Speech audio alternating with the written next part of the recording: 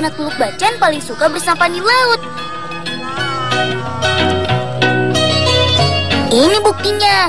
Biarpun bersampan di perairan yang dalam, asal tahu mengendalikan dayungnya, dijamin pasti aman deh. Modalnya cukup satu, berani dan percaya diri, seperti kami ini. Aku, Kak Tika dan dua kawanku ini sedang menuju Bagan Apung milik Kak Ari. Beliau adalah salah satu nelayan Bagan Apung yang sukses di kampungku. Perahu bagan miliknya selalu mendapat banyak ikan loh. Ikan yang paling sering didapat adalah jenis ikan karang, seperti ikan male-male ini. Ikan ini adalah jenis ikan yang suka berkelompok. Itu artinya, satu kali tarik jaring, bisa langsung dapat banyak hasil tangkapan. Kakak mau ganti rambut. Wan dari mana nih kakak? Mau tunggu dari tadi kakak sudah lah, kakak mau istirahat. Kamar lah bantu kakak nih. Ya sudah bantu kakak, saya nanti ke kambe garam dan pisau sudah. Teman, meskipun bukan pada musim penangkapan terbanyak, tapi ikan yang didapat hasilnya lumayan. Ayo teman, bantu aku kumpulkan ikannya di Salapa. Hati-hati kawan, biar tidak lepas, ikan sebaiknya harus ditarik perlahan.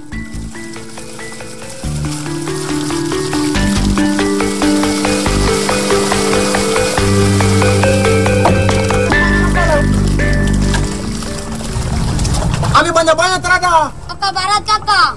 Terada mi ismi. Sedikit saja kungana nih.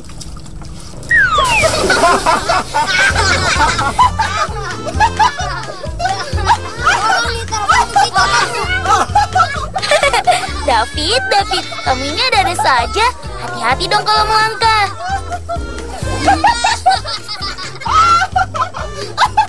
Bolang. Bantu dia, cepat bantu. Iya kak. Naik. Cepat. Bantu saya, bantu. Cepat angkat ikan sudah cepat. Sisa ikan tuh angkat, sudah angkat. Bagan apung adalah salah satu alat tangkap ikan tradisional yang masih banyak dipakai sampai sekarang. Kakekku bilang, ini adalah jenis bagan apung kedua setelah jenis model kuno. Sejak pertengahan tahun 1980-an, banyak nelayan memilih jenis bagan ini untuk melaut. Jika dibanding dengan yang sebelumnya, bagan apung ini terbukti lebih lincah dan lebih mudah untuk dikendalikan. Mana bikin ikan lah kakak istirahat eh? Saya.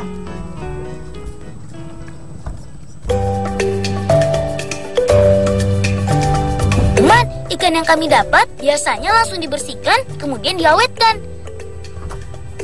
Salah satu cara pengawetan ikan adalah penggaraman. Kalau teman di rumah mungkin mengenalnya dengan sebutan ikan asin. Selain dari jenis ikan, kualitas ikan garam juga ditentukan dari proses dan alat yang digunakan. Biar lebih tahu, kami mau belajar dari Kak Tika. Kakak ikan ini supaya kepala mau bikin apa lagi nih? Tong kasih garam bertun jumur, begini dia cara. Oh begitu? Iya. Hal penting yang harus diperhatikan adalah menjaga kebersihan ikan. Selain mempengaruhi warna, kotoran yang menempel di daging biasanya membuat rasa ikan garam kurang enak. Selanjutnya adalah kegiatan inti, melumuri semua bagian ikan dengan garam. Kegiatan ini bertujuan untuk mempercepat proses pengeringan. Cuci baru pakai apa? Mamaku bilang, garam bersifat mengikat cairan, sehingga badan ikan yang basah akan lebih cepat kering jika diberi garam. Selain itu, garam juga berguna menjaga ikan tidak busuk. Dengan proses pengawetan seperti ini, ikan mampu bertahan hingga 1 tahun. Gimana teman? Gampang kan? Nah, yang terakhir, calon ikan garam harus dijemur sampai kering. Jika sinar matahari bersinar terik, hanya butuh waktu 2 hari penjemuran.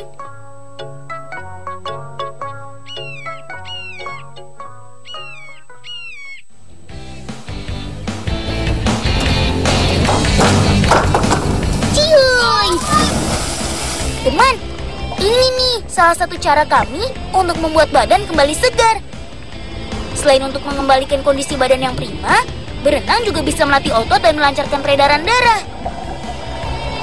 Berenang di air diperlukan tenaga 2 kali lebih besar dari bergerak di darat. Itu sebabnya Bapak Guru bilang berenang adalah salah satu olahraga yang paling dianjurkan. Aku punya cara jitu untuk mengusir lelah saat berenang. Ini dia. Dengan menikmati pemandangan bawah laut, sudah pasti bisa menjadi obat penawar yang mujarab. Apalagi karang di perairan lautku ini masih terjaga kelestariannya. Ini karena warga desaku sangat peduli dengan alam sekitar. Kami percaya, jika karang dijaga, maka ikan akan tetap melimpah. Nah, supaya makin puas berenang, kami sengaja membawa batang pisang sebagai pelampung. 1-2 kali menyelam, kemudian istirahat dan mengatur nafas sambil berpegangan di batang pisang. Tapi ingat ya teman, bermain di air dalam sebaiknya hanya dilakukan jika sudah mahir berenang. Memaksakan diri tanpa keahlian tentu saja membahayakan keselamatan diri sendiri.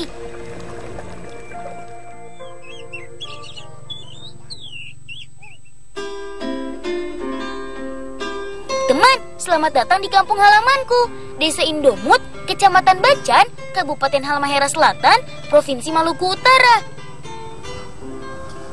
Kampungku berada di sebelah barat Pulau Bacan dan berhadapan langsung dengan Teluk Bacan. Saat ini, Desa Indomut dihuni hampir 200 kepala keluarga.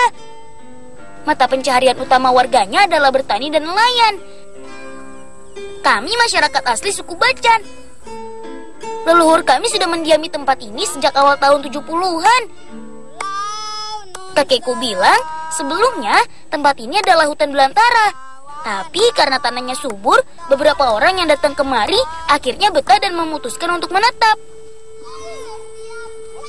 Bencana Pulau Nunsara Timbawana Tala. Teman, aku sengaja mengajak Bibi bersampan di Pantai Nusara. Pada setiap awal tahun seperti sekarang, laut sangat bersahabat. Berombak pelan dan angin sepoi-sepoi sangat cocok untuk bertualang. Aku, Bibi dan Zul sengaja datang kemari untuk mencari ngabarat. Sepertinya di sini tempat yang paling tepat untuk memulai pencarian. Bibi, di sini sudah ada pembarak banyak nih Bibi. Jusan buka baju tanda batum. Hilang. Untuk mendapat ngabarat memang susah-susah gampang teman. Harus sabar dan teliti saat mencarinya. Ngabarat biasanya tumbuh berpencar, menyelinap di antara tanaman-tanaman lain. Satu hal yang pasti, kami tidak perlu berenang di perairan dalam untuk mendapatkannya. Ngabarat biasa tumbuh pada kedalaman setengah meter sampai 4 meter. Nah, ini dia, aku dapat.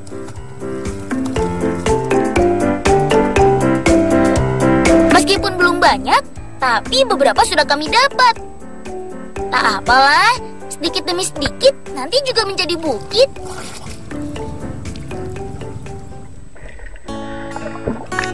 Wah, ada apa nih?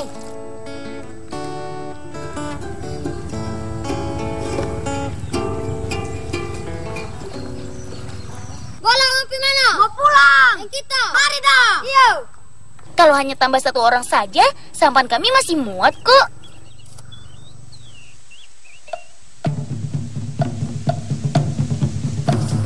Cepat, cepat bolang.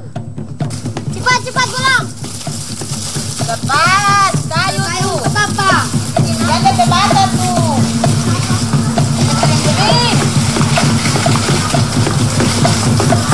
Cepat, tapi kirim-kirim tuh. Bikin api. Teman, perkenalkan, ini mamaku. Kebetulan buah pala di kebun kami sedang berbuah lebat. Itu sebabnya mama meminta kami untuk membantunya di kebun. Kumpulkan batang dan daun keringnya, sobat. Terakhir. Mama, tempat apa tembakar dari pembarak nih? Oh, bakar ini sudah. Mana sudah pembarak? Sayangnya, kami tidak sedang bersiap untuk membuat singkong atau ubi bakar. Api dan asap ini akan kami gunakan untuk membasmi hama. Ma, bagus-bagus ini mukbarannya ini. Mau bareng bagus-bagus, oleh kepala babua bagus-bagus. Ma, bagaimana tuh mau bakar ini, Ma? Dia Mama bakar nih. Taruh begini, sama dia Mama taruh nih. Oh, begitu Mama? Iya. Ayo lang kita coba. Ayo. Kegiatan ini biasa kami sebut asap pipala. Bertujuan untuk menjaga batang, daun, dan buah pala dari serangan hama. Seperti kutu, ulat, dan jenis hama yang lain. Supaya hama makin tidak betah, harus ditambah tanaman ngabarak. Mari tuh kasih asap. Ayo. Teman, kegiatan pengasapan dilakukan sejak buah masih muda. Selanjutnya pada masa pertumbuhan buah, pengasapan dilakukan 3 kali dalam seminggu. Mana cari pohon lain? Iya, Bu. Asap dari pembakaran tanaman laut ini menghasilkan bau menyengat dan asapnya tebal, teman. Bukan hanya baik untuk buah, pengasapan juga baik untuk pertumbuhan pohon. Tidak jarang, pemilik kebun biasa melakukan pengasapan sekaligus membersihkan bagian bawah pohon. Tanaman pala berbuah sepanjang musim, tidak pernah putus sepanjang tahun. Oh iya, pohon pala baru dapat dipanen setelah 5 tahun dari penanaman. Saat ini, bunga pala harganya 125.000 per kilogramnya. Sedangkan kalau biji pala yang kering, harganya per kilo 60-70.000 rupiah.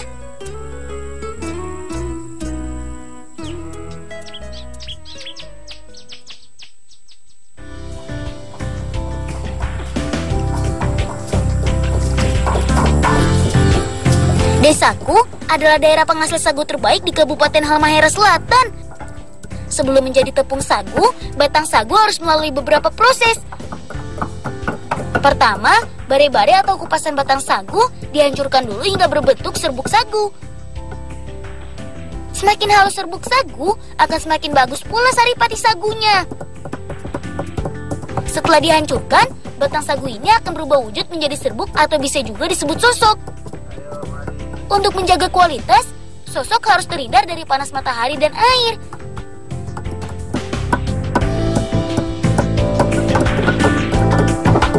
Bolang, selesai kah belum? Sedikit lagi, Pak. Bolang, bantu Papa sana. Saya, Bu.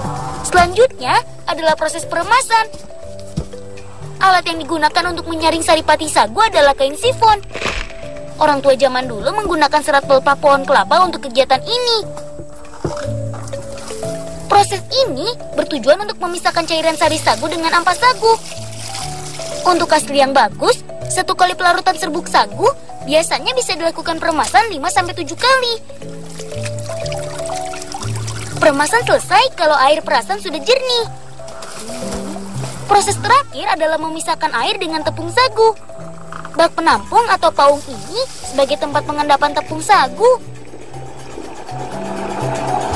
Proses pengendapan memakan waktu 1 minggu. Tapi tidak menutup kemungkinan proses peremasan masih terus berjalan. Sudah, boleh sudah tong ambil DP isi. Saya. Seperti yang kami lakukan hari ini, saripati sagu yang baru saja kami remas, seminggu lagi baru bisa diangkat. Nah, sekarang tong ambil DP isi, Bolang. Yuk, Pak, tak bantu. Nah, kalau ini adalah tepung sagu dari saripati yang sudah kami peras 1 minggu yang lalu. Lihat tuh Bolang, so halus tuh. Oh iya, kita mau ambil baik. Sebelum menjadi tepung, sagu dari paung lebih dulu harus diperas. Tujuannya untuk membuang airnya. Lalu baru bisa diolah makanan atau dijemur.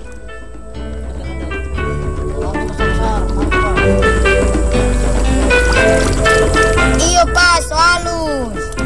Masuk dalam daun sudah. Sudah, ngoni pulang sudah, ngoni bikin forno sudah, ngoni bikin sagu. Yo. Saya. Mama so halus nih, sepenuh. Iya, so halus. Anak Mama pintar sekali. Kalau forno sudah panas, selanjutnya siap dimasak.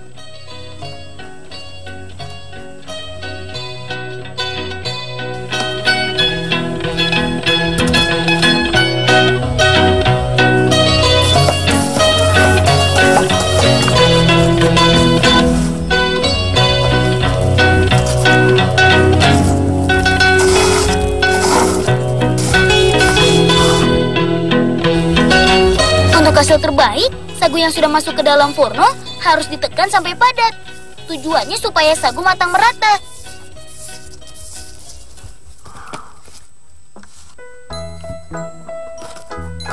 Bolan sudah selesai nih. Berapa lama, Ma? Kalau lama so masa nih. Kasih itu halus itu sagu tuh. Iya, Mama. Cepat masak. Oh, so masa nih. Ore, sumasa. Masa, enak.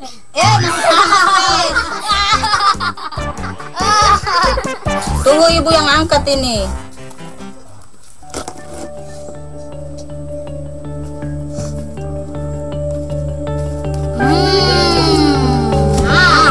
Ini dia, baku atau olahan tepung sagu khas daerahku.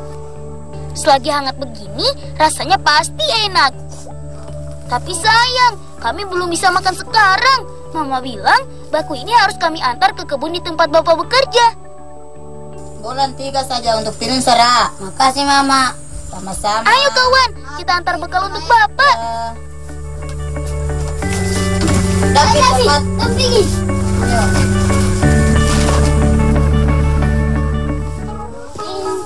Petualangan kami lanjutkan menuju kebun. Jarak kebun dengan kampung tidak jauh. Mama meminta kami untuk mengantarkan sagu, bekal makan siang untuk Bapak.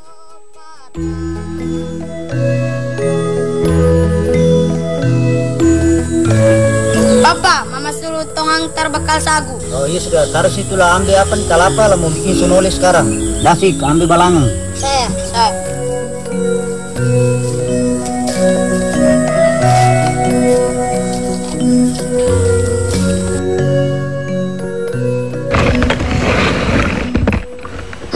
Apa ini? Tadi Mama kasih sagu. Terima kasih. Sama-sama. Bolan cukur kalapa tuh. Teman, kami sedang membuat sinole, olahan berbahan tepung sagu. Sinole terbuat dari tepung sagu dan kelapa parut. Rasanya sudah pasti enak. Kalau tidak percaya, coba aja nanti. Sebelum dimasak, sagu harus dibuat hancur terlebih dahulu. Selanjutnya dipanggang di atas wajan. Bolan, bawa kemari kalapa tuh. Bahan mainnya yaitu kelapa parut. Sengaja kami siapkan kelapa yang masih muda supaya rasa sinolenya semakin mantap.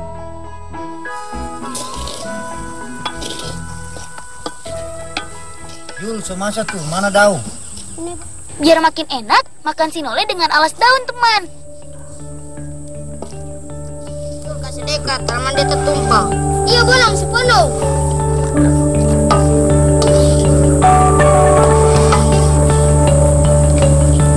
Sudah Bolang, sepenuh. Silakan, Pak. Mari kita makan sama-sama. Ya, ini Papa. Teman, sinole adalah makanan khas orang di kebun. Makanan ini memang paling enak dimakan saat masih hangat. Karena kalau sudah dingin, sagu jadi mengeras. Enak toh? Ayo, enak. Enak tuh. Enak. Teman, sampai di sini dulu cerita kami dari anak-anak Teluk Bacan. Jangan lupa selalu hormat dan sayang kepada kedua orang tua ya, sobat.